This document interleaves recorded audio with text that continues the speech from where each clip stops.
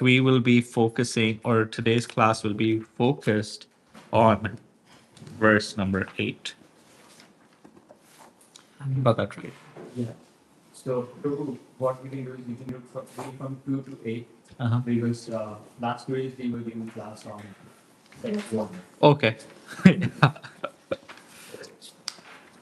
Okay. We start. Yeah, go ahead. We rejecting all religious activities which are materially motivated. This Bhagavad. What is the need for any other scripture? As soon as one attentively and submissively hears the message of Bhagavatam, by this culture of knowledge, the Supreme Lord is established within his heart. O expert and thoughtful man, relished Srimad Bhagavatam, the ensure fruit of the desire tree of Vedic literatures. It emanated from the lips of Goswami. Therefore, this fruit has become even more tasteful, although its experience is already knowledgeable for all souls. Ishan, once in a holy place in the forest of Naimisharanya, great sages headed by the sage Shaunaka assembled to perform a great 1,000-year sacrifice for the satisfaction of the Lord and his devotees. One day, after finishing their morning duties by burning a sacrificial fire and offering a seat of esteem to Srila Shuddha Goswami, the great sages made inquiries with great respect about the following matters. Sages said, respected Sutta Goswami, you are completely free from all vice. You are well versed in all the scriptures, very famous for religious life, and in the Puranas and the histories as well. For you have gone through them under proper guidance and have also explained them. Being the eldest learned Vedantist, O Sutta Goswami, you are acquainted with the knowledge of Vyasadeva, who is an incarnation of Godhead, and you also know other sages who are fully versed in all kinds of physical and metaphysical knowledge. That's it. And because you are submissive, your spiritual master has endowed you with all the favors bestowed upon the gentle disciples. Therefore, you can tell us all that you have scientifically learned from them. Jai. Okay, so we'll recite the Sanskrit, word for word translation, and then there's a small purport for text number 8. Okay, so I'll just recite it once and then we can go around. Veta tvam somya tat sarvam tatvatastad anugrahat Bhuyu snigdhasya shishyasya Guruvo bhuyamapi yuta Veta tvam somya tat sarvam. Veta tvam somya tat sarvam First time. Tatvatastad Tatvatastad Bhuyuhu snigdhasya shishyasya Bruyuh snigdasya shishyasya Guravo bhuyam apiyuta Veta tvam somya tat sarvam Tatvatastad anugrahat Bruyuh snigdasya shishyasya Guruvo bhuyam apiyuta Veta tvam somya tat sarvam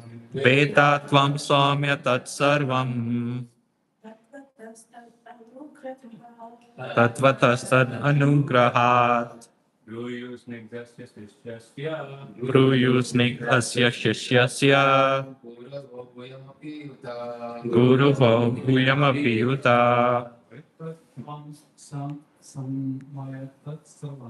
Veta tvam somya tat sarvam Tasatananugrahat Bruyuh snigdasya shishyasya Guruvo bhuyam apiyuta. Word for word. Veta, you are well conversant. Tvam, your honor. Samya, one who is pure and simple. Tat, those. Sarvam, all. Tatvataha, in fact. Tat, there. Anugrahat, by the favor of through you who will tell Snigdasya of the one who is submissive, Shishyasya of the disciple, Guruvaha or Guravaha, the spiritual masters, Huyam, secret, Apiyuta, endowed with, translation and purport by His Divine Grace A.C. Bhaktivedanta Swami Srila Prabhupada Ki Jai. And because you are submissive, your spiritual masters have endowed you with all the favors bestowed upon a gentle disciple. Therefore, you can tell us that you can tell us all that you have scientifically learned from them. Purport: the secret of success in spiritual life is in satisfying the spiritual master and thereby getting his sincere blessings. Srila Vishwanath Chakravarti Thakur has sung in his famous 8 stanzas on the spiritual master as follows: I offer my respectful obeisances onto the lotus feet of my spiritual master.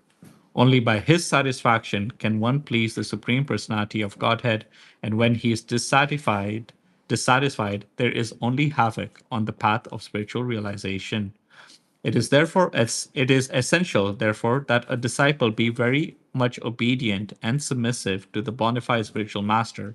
Srila Sutta Goswami fulfilled all these qualifications as a disciple, and therefore he was endowed with all favors by his learned and self-realized spiritual masters, such as Srila Vyasadeva and others.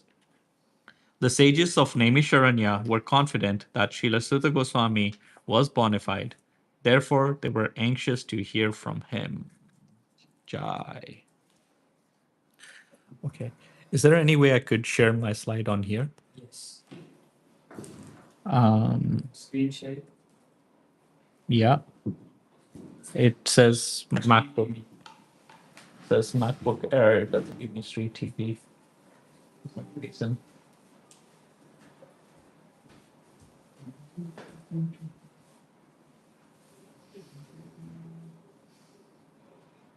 Oh, it's because I'm not in the Wi-Fi. Yeah. You have to see.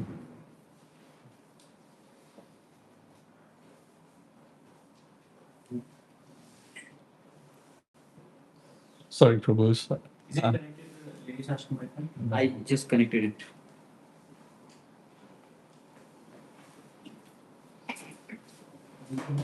If anyone has the Jeopardy music, we can play that now.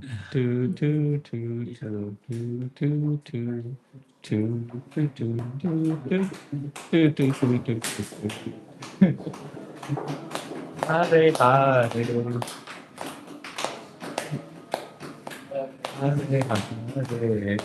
Hare, Hare Krishna, Hare Krishna.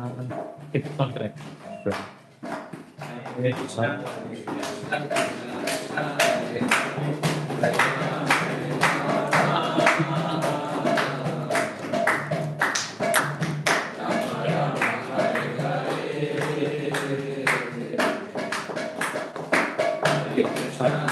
Connecting you guys. Sure, that's probably correct.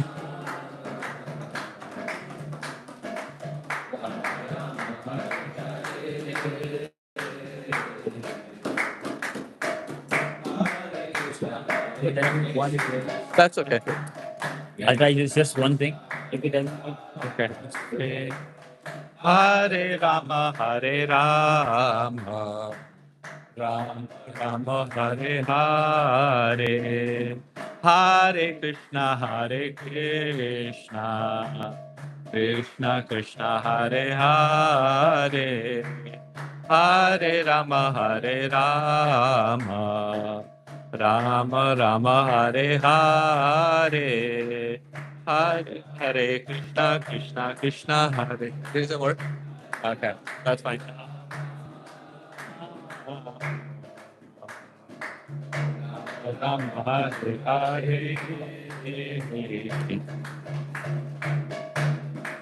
Hare Krishna, Krishna Hare Hare, Hare Ram, Hare Ram, Ram Rama Rama Hare Hare.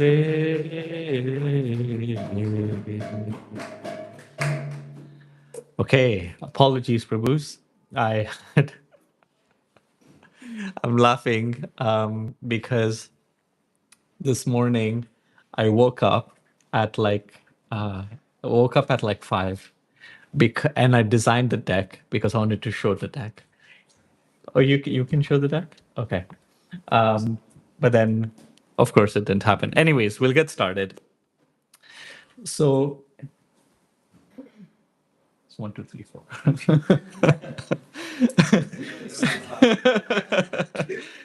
Not till it started. So, when each line of the Bhagavatam, if we think about it, actually, there's a pastime in planting the seed, or Srila Prabhupada Lilamrita, where Srila Prabhupada is, there's a devotee that comes to Srila Prabhupada, and he says that, oh, Prabhupada, I don't mind typing your transcripts for you. And sorry, before I even forget, I just wanted to seek the blessings of all the Vaishnavas, especially Govinda Priya Prabhu. Please bless me so that I can say something of for my own edification as well. So, anyways, so before we get he came to Prabhupada's room and he said, "Yeah, I can help you with transcripts." And then Prabhupada, oh, wonderful, Jai, woo. Okay, my early morning panic didn't go to waste. Blessing that word. It was a blessing that worked. Okay. So yeah, and so when he saw all the transcripts and all the manuscripts, Prabhupada showed him there was like a full like cupboard of this. And he says, that's a lifetime of work. And Prabhupada said, many lifetimes. So each line of the Bhagavatam is actually a composite of the realizations of multiple acharyas in our movement. And so each line actually of Prabhupada's purport, that's why like I wasn't surprised when you said like you can spend like pretty much an entire life just covering each verse of the Bhagavatam. And so for each line, we can spend like of the purport, we can spend, hours just discussing it and really diving into it. And so we'll try to do that today. We'll take the first line of today's verse, which was something along the effects of that. It's only by what was it? The secret of success in spiritual life is in satisfying the spiritual master and thereby getting his sincere blessings. So we're going to try and unpack that one line. When Srila Prabhupada established ISKCON,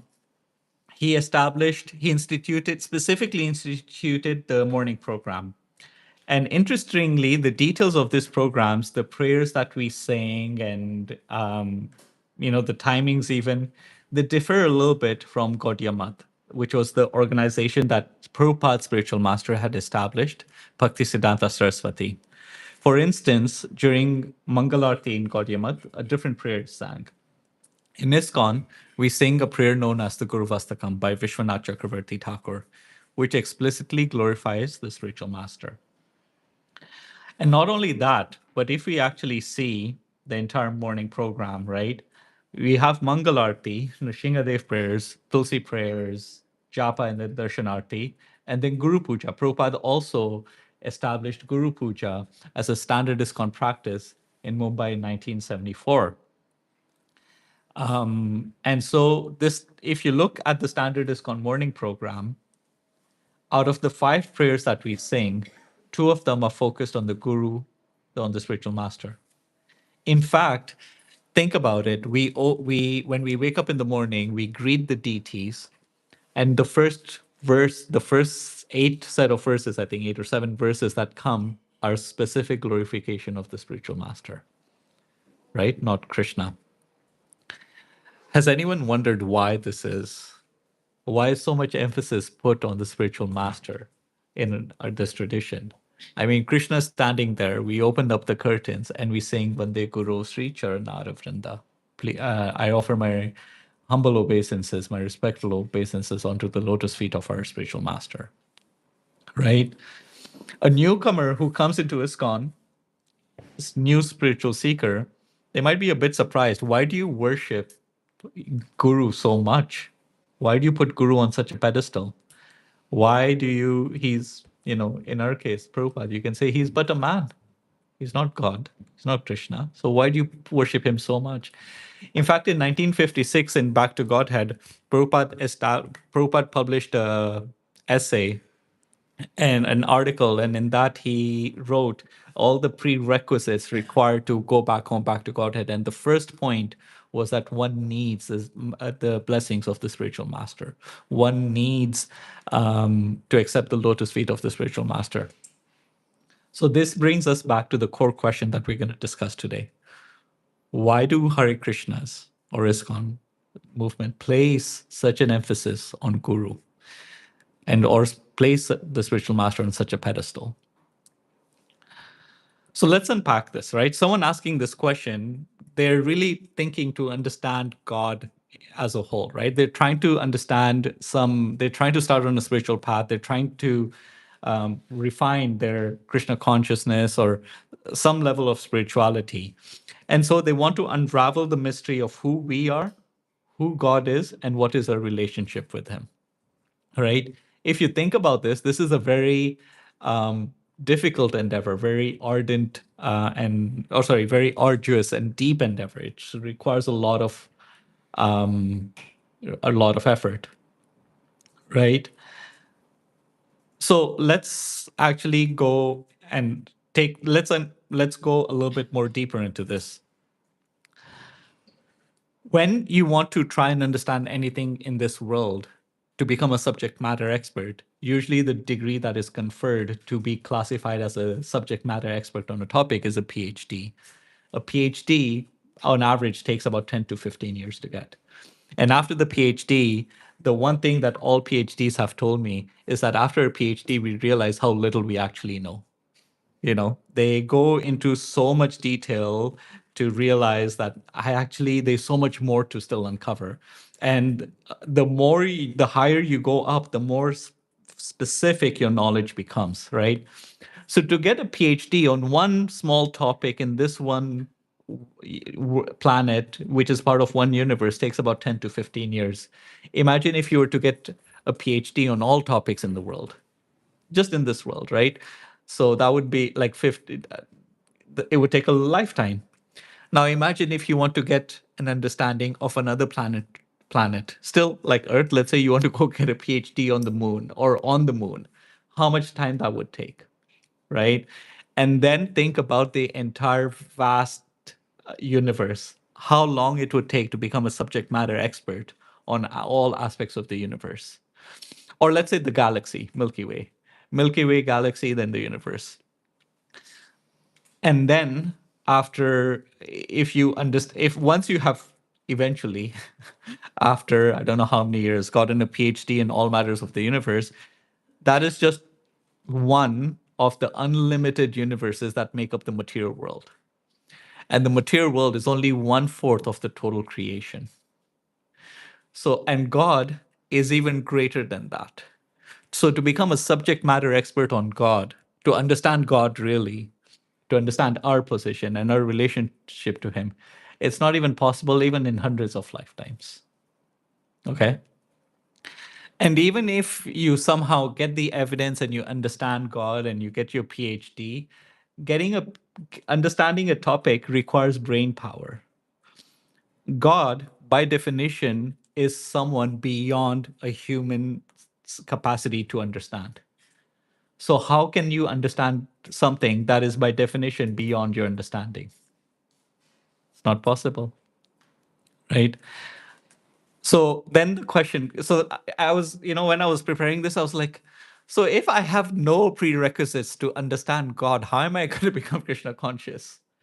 How am I going to understand my relationship with Him? I can't even understand who I'm building a relationship with, right? However, when we look at the introduction of the Bhagavad Gita, on the last page of the introduction, Prabhupada has listed the disciplic succession. And the first person on that list is Lord Brahma. So why does our disciplic succession, one may ask, start from Lord Brahma? The reason is because you know how I said how long it would take to actually put in the work to understand God? Brahma put in that work. Specifically, he put in 315 trillion earthly years. So one day of Brahma is 4.32 billion earthly years. And then one night is also that much. So you do 4.32 billion times 2. Then you multiply that by 365 to get 1 year. Brahma lives for 100 search years. You multiply that by 100, you get 315 trillion years. So Brahma, it is said that for all of his 100 years of life, he just meditated. He literally just put in the work to understand who God is. And after that, then it is described, as you will see in the later cantos of the Bhagavatam, Krishna or Vishnu gives him his darshan, and then he imparts the 4 shlokas that constitute Chatur Shloki Bhagavatam. And then from there, then Brahma starts to expand and his understanding onto Narad, right? So this is actually, so if we consider what has happened so far, we cannot act in a human limitation, cannot understand Krishna, cannot understand God. But yet this one personality has put in the entirety of his life just to understand Krishna, right? So they have, imagine if someone were to work for 100 years and they gave all that they earned to you, how grateful you would be. Every penny they earned was your benefit. They put in the work, but we get the benefit. That is the beauty of being in this Brahma Madhva Gaudiya Vaishnava Sampradaya. And actually, that is the first reason on why we emphasize the role of Guru in our spiritual journey. To understand Krishna, to understand God, one must put this immense effort. But our acharyas, starting right from Brahma, have already continued to do this work for us so that we can have it easy. Huh? I mean, the guru undergoes a lifetime of austerity, of hardship, just to realize Krishna. And then what do? They freely just impart that understanding onto the disciple, so that the disciple doesn't have to go through those same tribulations as they did. They can start from that point on, right? We can see that Prabhupada actually how much Prabhupada dedicated, how much work Prabhupada has put just so that me and you can have an easier time understanding Krishna. You know, I was reading this, Bhaktivinoda Thakur is on the slide. He spent 8 years researching to get his hands on on a copy of Chaitanya Chaitamrit. He didn't have that. Now I go on my phone. I have Chaitanya Chaitamrit on my phone. Why? Because of all the acharyas, all the devotees, all the saints that have come before us. They've made it so easy for us. So that is why we worship the spiritual masters, because they have literally put in years and years and years of hardship just so that me and you can have it easy. Okay, so that's point number 1. Point number 2 of why Guru actually, we put so much emphasis on Guru, is Guru alleviates our suffering.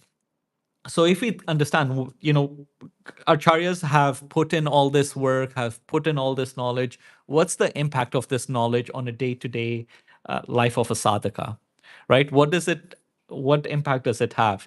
And the impact that it has, as we know, is that it alleviates suffering. Now, once somebody, I remember when we go out preaching on book distribution or something, we say everyone is suffering, and you'll always meet that one person. It'll be like, and most of the time it's a very egoistical guy. He's like, I'm not suffering, man. I'm like living life. I'm chilling. I'm relaxing. But if you consider, let's just take this for example. Let's just consider this. Every action that we do from the morning, from the time we wake up to the time we go to bed, is to alleviate suffering. Why do we eat? So that we don't have to feel the pains of hunger, right? Why do we why do even I even think, like, I was thinking about this the other day. Even when we practice bhakti, why are we practicing bhakti? We are practicing bhakti because somehow or the other we are convinced that this will bring us happiness. And so even our motivation sometimes to practice bhakti is to alleviate suffering by getting happy. Huh?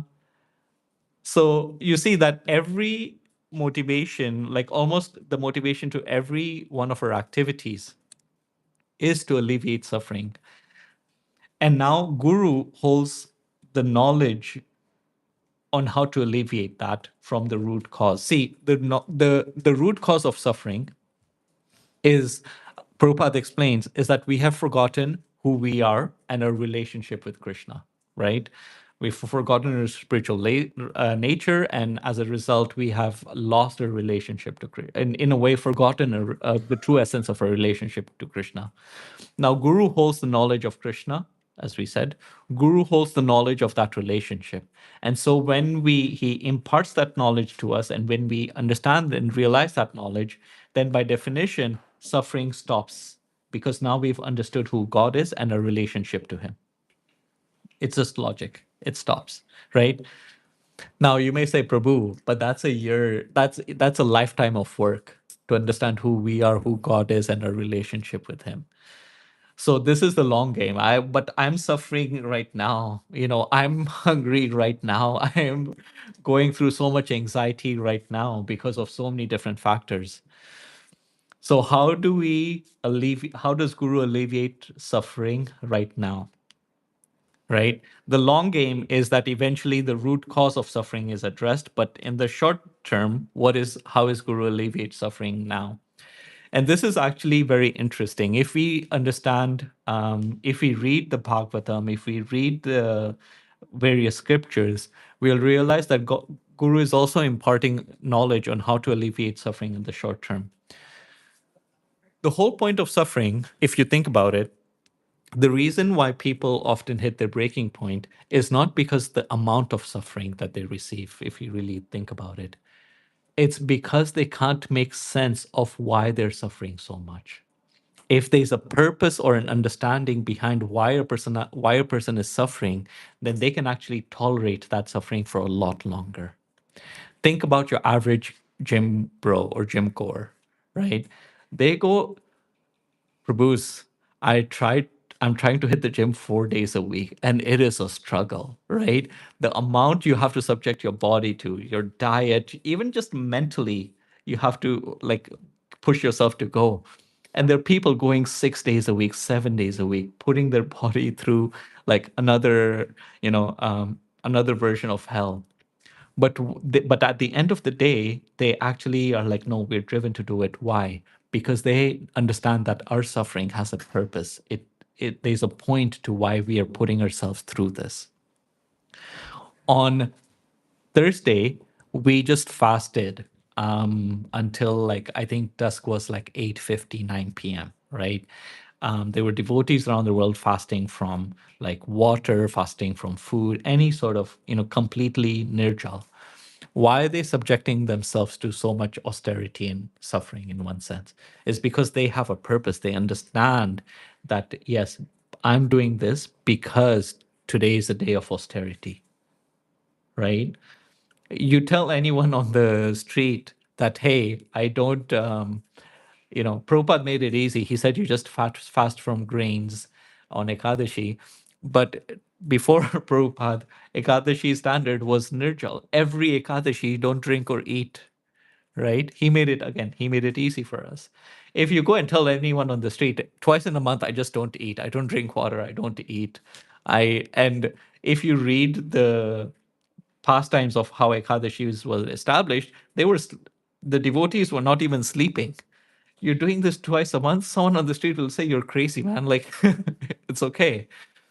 But why do devotees like subject themselves to so much suffering and come out at the end of it feeling nourished? Actually, because they understand there's the purpose behind the suffering. And so what Guru does, allows us to contextualize our suffering, and that gives us the understanding behind the purpose of why we're suffering, allowing us to tolerate suffering at least in the short term, right?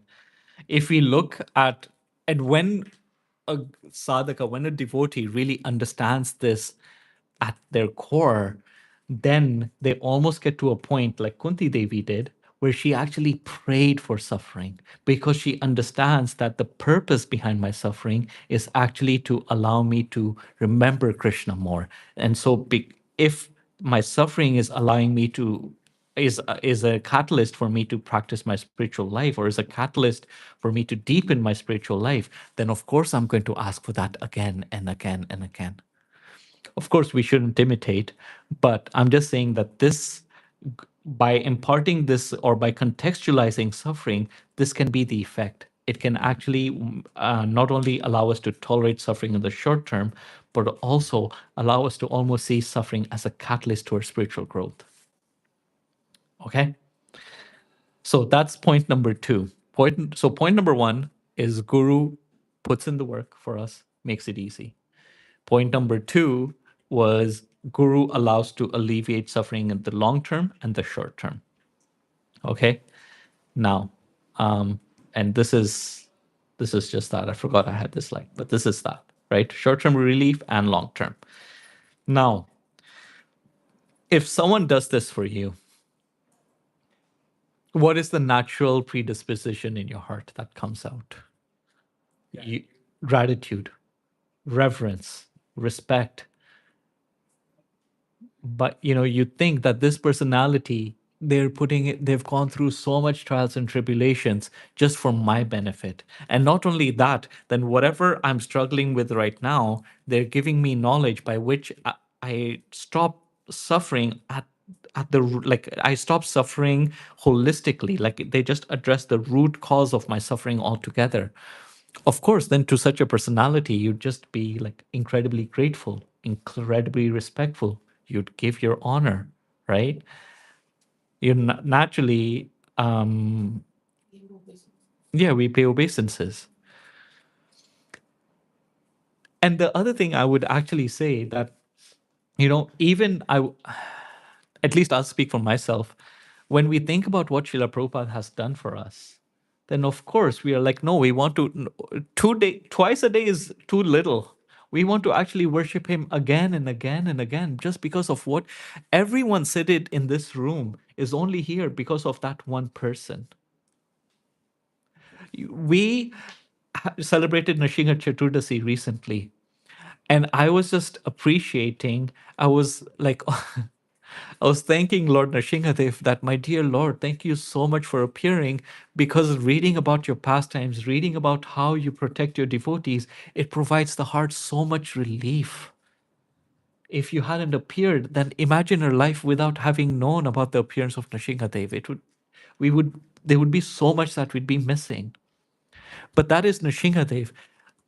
Even if he had appeared, fine. I wouldn't have known if it wasn't for Prabhupada. Everyone in this room is the reason why we have friendships, we have, mentors, we have like such a holistic life, is because of Prabhupada, right? I don't think we even understand how much we've been given. We've been given so much we can't actually understand it. If you give a 2-year old $1 million, will they actually be able to understand what $1 million is? If you give a 2-year old $1 billion, they'll be like, yeah, this is a lot of money, but I can't actually understand. Similarly, nurse, I'll at least say this for myself. In my spiritual immaturity, I can't actually understand how much I've been given. Right?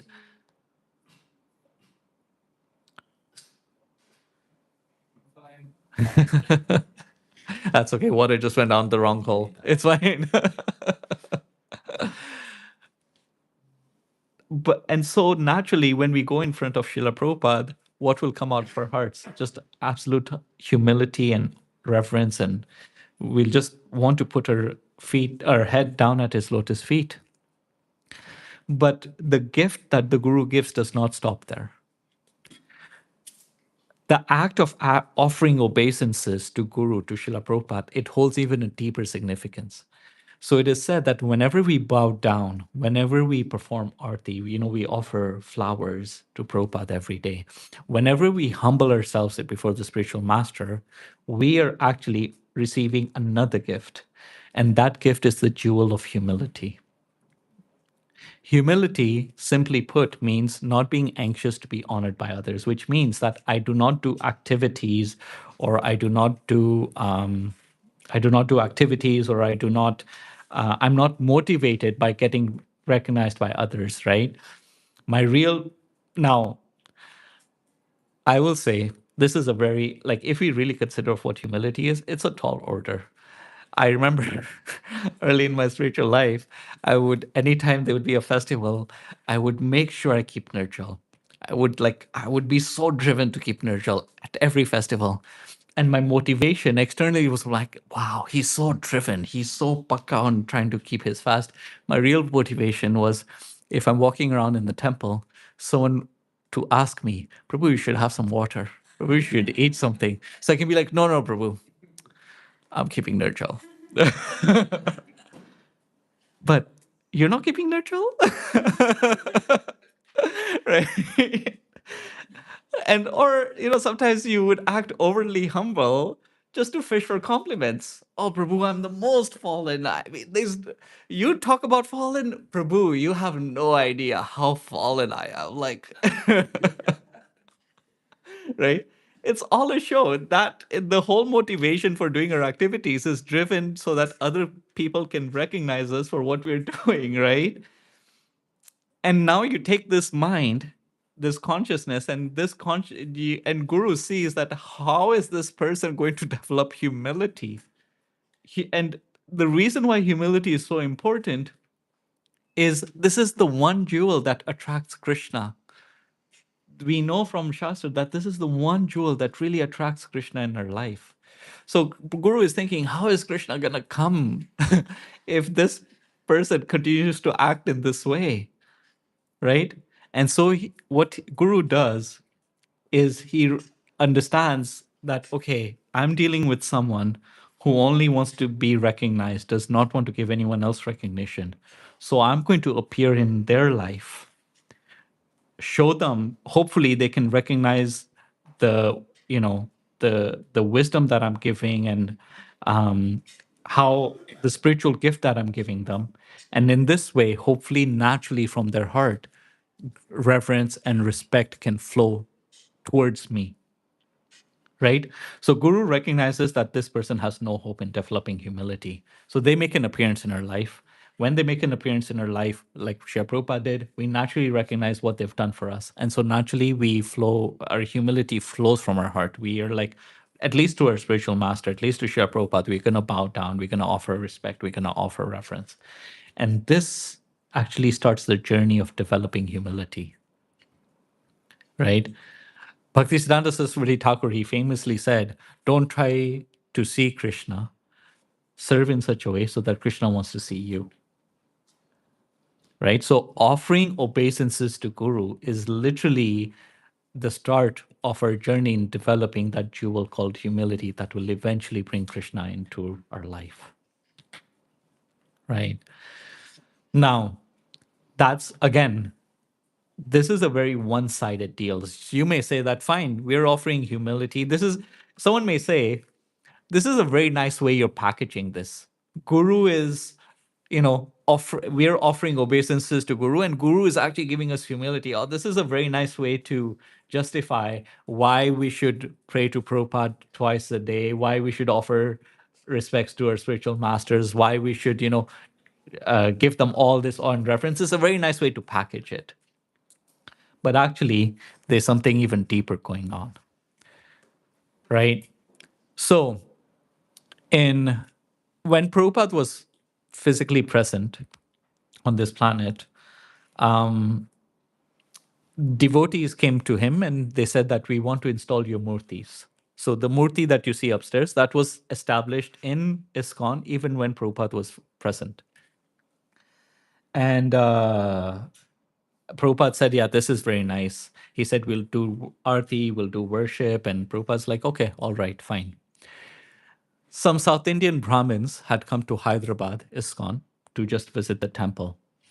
And one of them heard about this concept and he was against it. So he went, I think, from Hyderabad, he went to Mumbai to tell Prabhupada, don't do this. And he presented all the Shastric evidence on why Prabhupada shouldn't do this. And his reason was, Prabhupada, when your disciples, when the devotees in the future see your murti, bow down to you, pay you obeisances, offer arti, worship you, then you will be taking on their sins. And so you will be constantly subjected to suffering, even after you leave this earthly planet.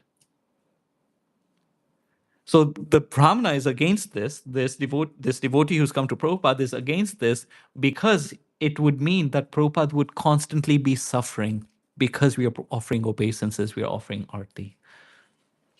And you know what Prabhupada's response was? He heard all his arguments and he heard all the Shastric evidence, and Prabhupada just said one line: "Don't you get it? This is why I've come. I've only come so that I can accept the sinful reactions of these people so that they have a shot of going back home, back to Godhead. Otherwise, they have no chance." So when we offer obeisances, so we offer reverence and obeisances to Guru. And what does Guru get? Guru gets all the sinful reactions from us. You see how one-sided deal that is, like how one-sided that is. When we say that when someone gives us our blessings or their blessings, when they say that, oh, by offering obeisances, I'm going to get purified, the blessings that you're getting is that they're actually taking your sinful reactions.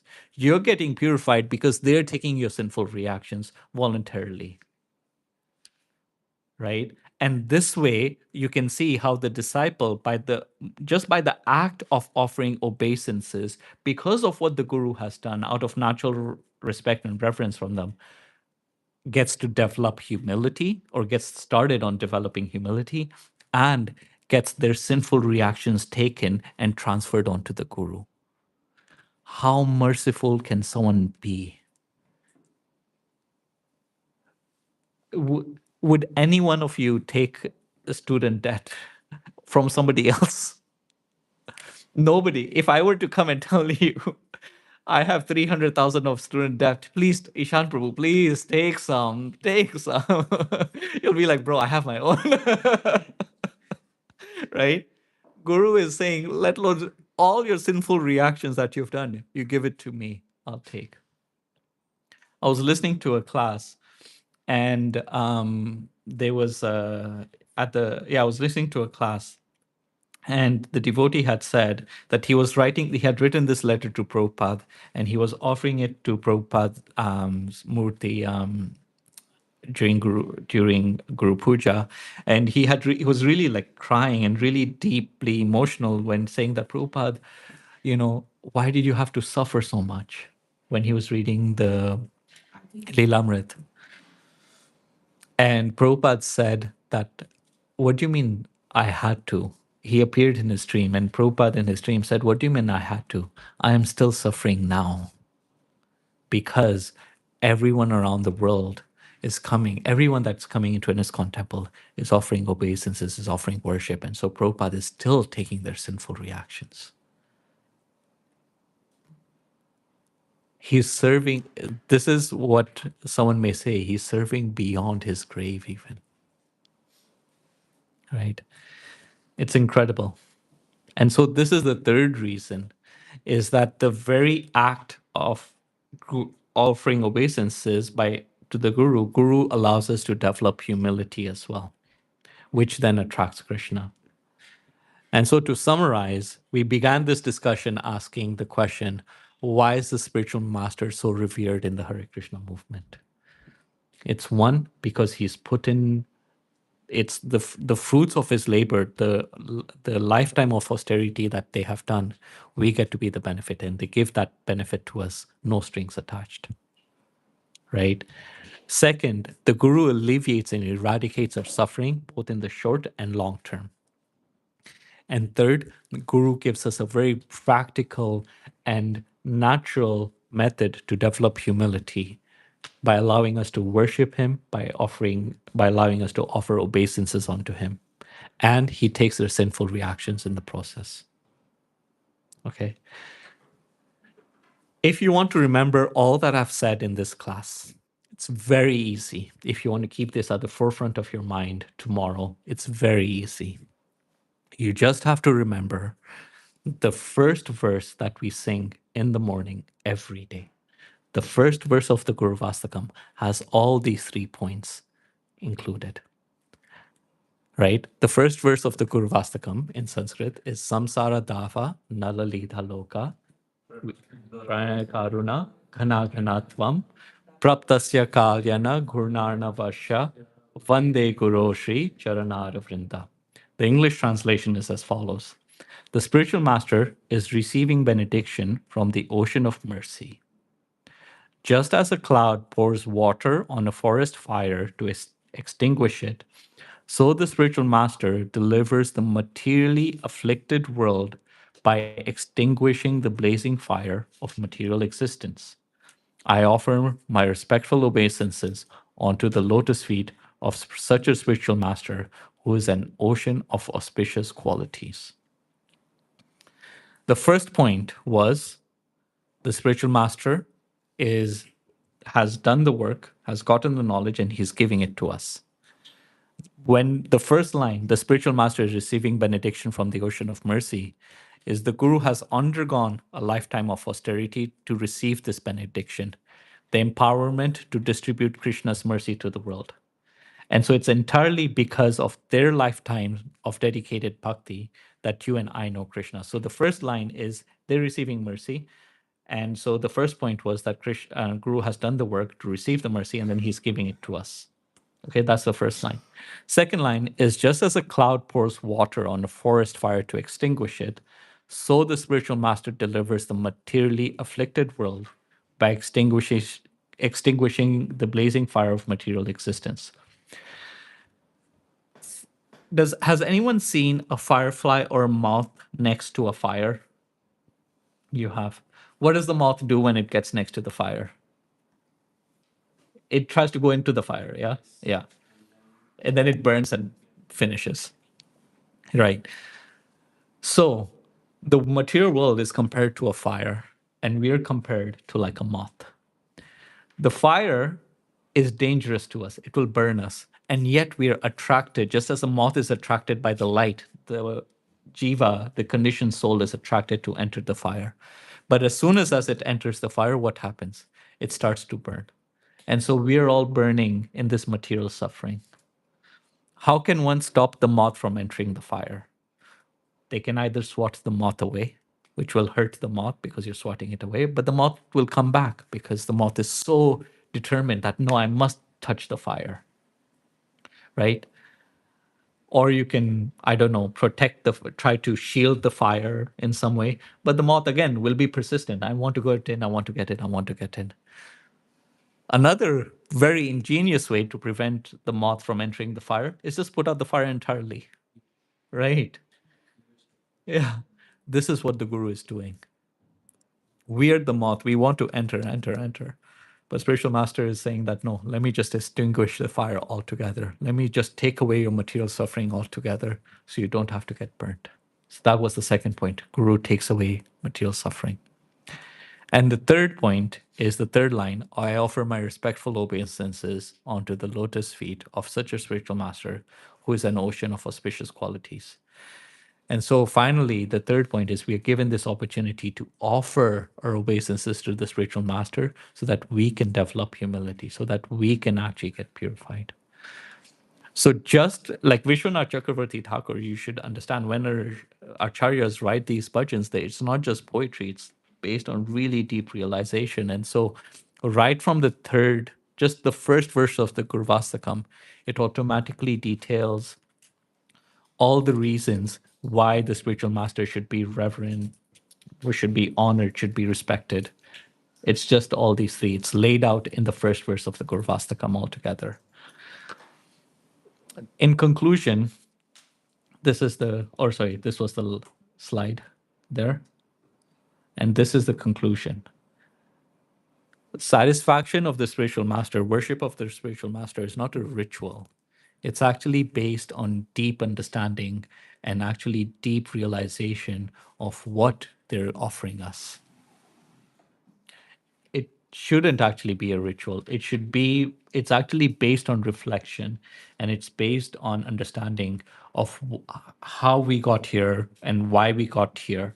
It's because the spiritual master has given us so much so that we may actually practice bhakti on a very deep level. With that, I'd like to thank you all so much. Any questions, comments, criticisms? Would you like to say anything? I'd like to share an addition and a realization. Please. So, if you've heard, most of our spiritual masters, when they initiate, they say on behalf of Srila Prabhupada. Um, the Guru always considers himself as a transparent via medium of the flow. So he accepts the simple reactions. And because he's the transparent via medium, he passes it down to his Guru. And his Guru passes it down to his Guru.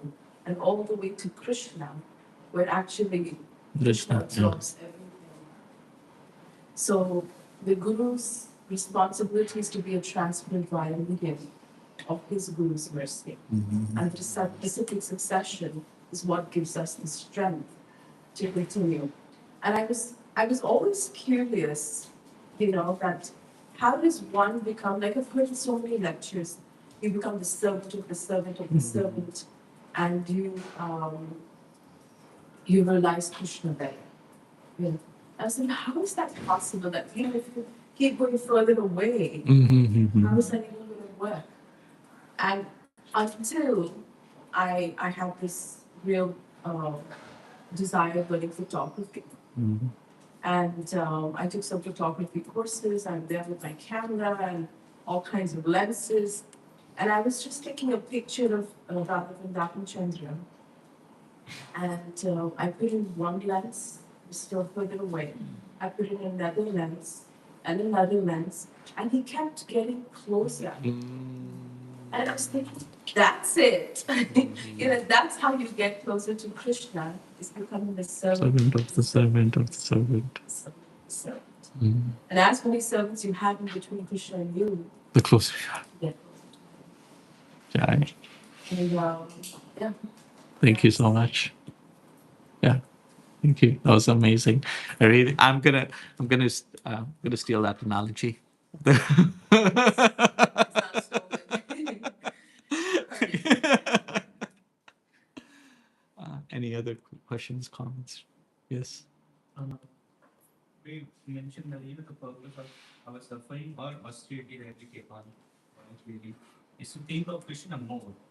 But sometimes we take up austerity and it becomes mechanical. We do it for the sake of like doing it. But it's not like Krishna is not there. So how can we Change that? Yes. Yeah. For me, I'll just give you what I do. I don't know if this is actually based, and I would love to hear what Prabhu has to say, but I don't think this is based. I don't know if it's based on any Shastra, but for me, the day before, I actually write down why I'm doing it. So I'm, and again, it applies for me because in order for me to be convinced to do something, at least theoretically or mentally, it needs to make sense to me. So I literally write down why I'm doing it. And this was a huge reason as to why I actually didn't feel inspired to keep Ekadashi or fast until about a couple of years ago. And so I have to really write down, and I write down my meditation of why I'm doing this.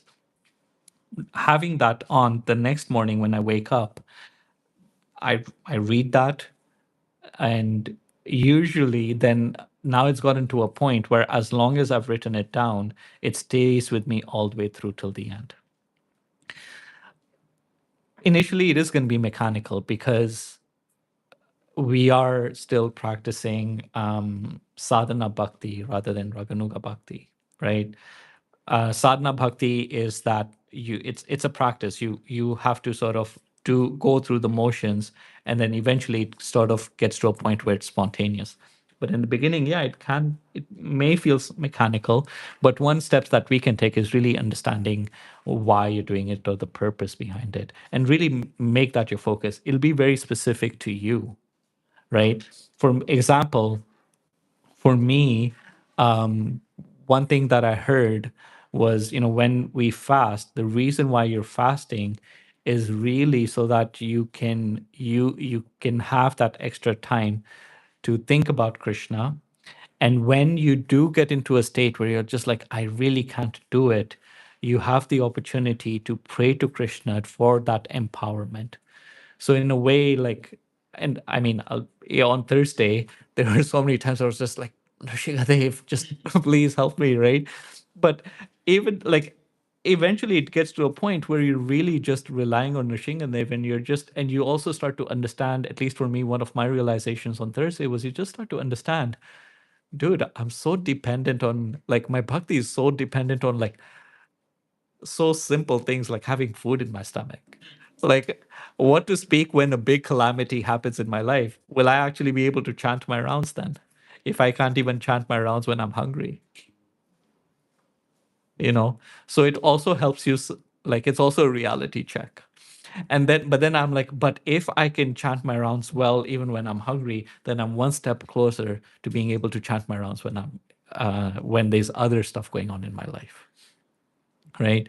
So that's how I do it. Is I write down reflections, I reflect, and I repeat that reflection many ways. Non-Krishna conscious perspective is, there's a book by an author called Simon Sinek. It's called Start With Your Why, right? That's I've used that principle in this, basically. Anything you would like to add? The purpose, like you mentioned, the why Yeah. is so important. The why is that it's for the pleasure of Krishna. Any kind of austerity. It's not for pleasure. It's not for even becoming purified. And Mahaprabhu said that Madhava Tithi Bhakti Janani. Any Tithi of Madhava is Bhakti Janani. Jatani Palana Puri. Madhava Tithi Bhakti Janani Jatana Palana Puri. Jatana means trying to follow as many rules and regulations on this Madhava Tithi. And of course, like Prabhu mentioned, to free up your time. So if you're freeing up your time and you're able to focus on Krishna, then yes, you do the austerity. But if that austerity is taking you away from Krishna, then you might as well eat and remember Krishna. Because the goal, the why is to remember Krishna. Yeah. But we have to be in that stretch zone, always. Not that we become too complacent and we become too austere that we break. And Yeah. Actually, I'm not. I was gonna say something, but yes. no. I'll just logging the class. I'll keep looking at the time. Maybe I'll just share it later on. Any other points? I don't want to stand between you and prasadam. So, speaking of austerity, uh, yes. Yeah, I was just, it's kind of a reflection plus question because I was just reflecting on who in their sane mind would go ahead to take up so many people's sins, right? And so many spiritual masters in the society are doing that, So I just wanted to understand the mindset behind this in terms of like what inspires individuals to become a guru. I wouldn't know because I'm not one. But I think from what I've read, it really comes out of, there are a couple of things. One is that it comes out of this desire to please their guru, right? Like Prabhupada, if you read, he wasn't, if you listen to him, he never said that, oh, I'm accepting disciples because I want to, right? He always said, this is a service to my spiritual master. And right, so this almost becomes like, have you heard the story of Krishna's headache? So Krishna had a headache. He was like, I need the dust from the lotus feet of my devotees. And nobody would give. Narad Muni went except the gopis. And then Narad Muni asked, you're gonna get sent because of this. And they're like, even if we get sent, as long as Krishna is happy, we're good, right? And so I feel like sometimes, or at least based on what I've read, it's really, oh, sorry, I should say this into this. It's really a function. It's almost a service to a spirit. If serving and pleasing my spiritual master means I have to suffer, so be it. Prabhupada makes, I was reading Bhagavatam, Prabhupada says that in Krishna consciousness, there's the concept, and in other spiritual paths, there's a concept called self-abnegation. And yeah, self-abnegation. So self-abnegation is really like rejection of any personal comforts for a higher purpose, which means like even if that means accepting suffering so that others may benefit for for the pleasure of your spiritual master. That's one. And then wait, there was another one that I was gonna say. Um,